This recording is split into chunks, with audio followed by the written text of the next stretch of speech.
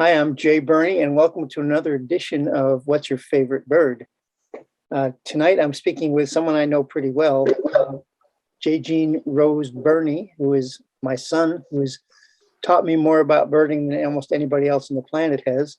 And so I think most of you know him, but he's a good birder. And so, Gene, hi. Hey there, how's it going? Well, we're actually taping this the day after the Bills lost the football game in Kansas City. So it's been a difficult day. But, it's also gray and snowy out, cold, but we're getting Yeah, yeah, so Gene, what's your favorite bird? yeah. When you asked me about this, it took me a little while to figure out, what I would consider my favorite bird to be. I guess for me, it's the warblers. All the different wood warblers that we have in North America.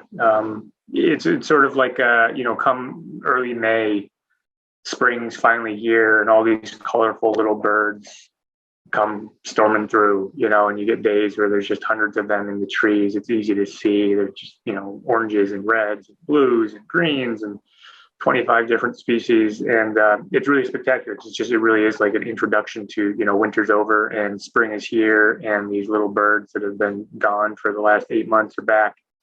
And then, what about the warblers, or what warblers specifically? I think the black-throated blue is the one that I always look forward to the most.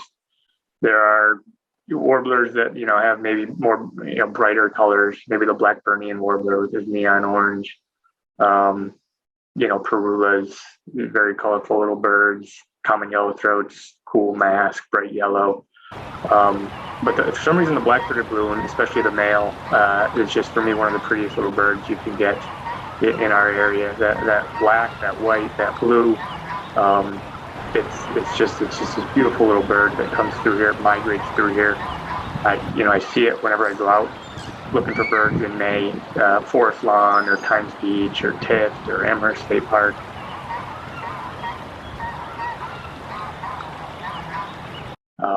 It is just one of the birds that I look for, during warbler migration. It's always one of the birds that I'm always looking for. And it's always fun to see it. I know that, and I have the privilege of saying this because you're my son and once my child. But when you were little, we would go out and places like you just mentioned, Forest Lawn, Times Beach, and these fallouts of warblers happened not every year, but sometimes. And these birds would just surround us, and they were so enchanting and visually beautiful, singing, feeding, and it was just really neat. And so why warblers? I mean, well, generally, like I said, it's sort of like first you get this huge variety. I don't know what we have exactly the number of species of warblers that you get in Western New York that migrate through. That a good number nest in our area too, but even more migrate through further north and then further south in the fall. But it's the sign of spring. All this color comes through. If you ever travel to Europe or Asia, all the different warblers over there, they're pretty drab, they're pretty grayish, they're pretty brownish. The warblers we have here are just brilliantly colored, and they sing beautifully. And so it's, in Buffalo in May, you're basically coming out of winter. And the first thing that happens when you come out of winter is you get this beautiful rush of color and song. But then I think it's also, and the black-throated blue is a good example of what makes it really special is these warblers, just their life cycle, their I guess where they migrate to and from. So a lot of warblers, they nest all the way up in boreal forests in northern Canada and Alaska. And they spend their winters down in South America in the rainforest in the Amazon or Colombia. The black-throated blue warblers, it's one of those. It's got this really weird nesting range that includes the Appalachians and then forests in I guess it'd be southern Canada, but dense forest north of Toronto, all the way down through the Appalachians. And in Western New York, they don't nest so much along the lake shore, but if you go inland to places like Allegheny State Park or the Finger Lakes, you can find them nesting. And so, this black-throated blue warbler, the ones that are passing through Buffalo in the spring, they might be going further up to Canada, to Algonquin to nest, or up to Quebec to nest. And in the fall, they're coming back south. They're going all the way to, maybe the southern tip of Florida. A lot of them go to Central America.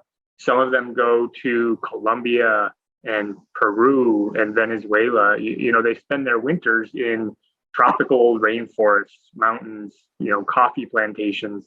And for me, like I do a lot of traveling. I've been in Costa Rica. I've seen black-throated blue warblers in Costa Rica. I've seen black-throated blue warblers along the coast in Mexico. I've seen, my wife is from Puerto Rico, and so we travel to Puerto Rico occasionally. And, in the winter, you can see black-throated blue warblers in Puerto Rico, the same bird that might be nesting in Allegheny State Park or migrating through forest lawn in the spring. I might have seen in January in a rainforest mountain in Puerto Rico. And so it's really cool to have that connection to all these different places that black-throated blue warblers go. And then just to see them pass through Buffalo, Western New York every May, and then again every September. That's really interesting that you talk about the connection, because in the spring, especially around birds in the Niagara, we are talking with people that are south of us. We're in the Great Lakes, and talking about what's coming through their area. And you can see it on eBird also. You can see what's coming and even what the population trends are. We've even seen radar, right, that shows the warblers coming up here. I mean, just weather radar. It's fascinating stuff. Migration is so interesting. And I mean, we know how hard it is to travel from Buffalo to Costa Rica. I just, it's so hard to wrap our minds around these little tiny creatures that migrate thousands of miles back and forth, maybe for a number of years. Maybe they come back to the general nesting areas each year, right? But what is that all about, I wonder? Yeah, I don't know. It's pretty spectacular. And I think in terms of conservation, this little bird, it needs healthy forests here. It needs healthy forests up in Algonquin. It needs healthy forests all the way down to basically Costa Rica to make that flight all the way down there. It needs healthy forests in Puerto Rico. And so, we have to protect the places that this bird exists in throughout its year, where it nests, where it migrates through and feeds, where it spends its winter feeding. In Western New York, that means protecting places, protecting forests near Allegheny State Park or near Letchworth or near Iroquois. It means also protecting the forests that remain along the lake shores. So places like Times Beach again, or Tift. When these little birds are migrating, they need to rest. They migrate at night. They land at dawn. If they can't find forests when they're landing, they become exhausted. They could starve. And so it's, really important that we protect whatever remaining patches of green of forest with understory, with mature trees along the lakeshore and inland. It's really, it's if we want to see these birds in 100 years, we have to protect what's here. And then we also have to protect what's up north. We have to protect, the forests in Canada. We have to protect the forests along the Appalachians. We have to protect the forests in Venezuela too. Jajean, I know that your life's work basically has been about protecting places like forests, and you work with the Western New York Land Conservancy, and you've protected thousands of acres, and it's making the world a better place. We've got a lot of work to do, but I really appreciate your coming on and having this little chat on what's my favorite bird tonight. So spring's coming. Yeah. It's midwinter, but yeah, the snowy owls are here right now. The warblers are not yet coming back. And I still have to figure out those fall warbler colorations. They're much different, and you have to rely more on sound sometimes. But you've been a great teacher for me, as I said earlier, and other people that go on bird tours with you. So thanks. Yeah, thank you. And the good news is the black-throated blue warbler, the male, looks the same in the fall as it does in the spring. So you don't have to think too hard about it. That's great. That's great stuff. So thanks for being with us. And, this is just another wonderful episode of Staying Connected. What's your favorite bird? I'm Jay Burney, and for myself and Jajean Rose Burney, thanks for watching. Thank you.